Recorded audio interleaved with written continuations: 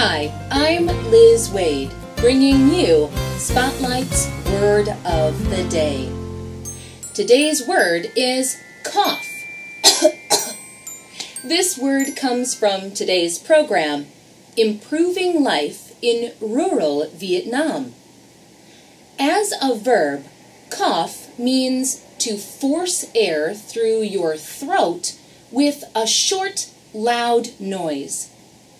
As a noun, it means the sound of someone coughing. Here's cough in a sentence from today's program.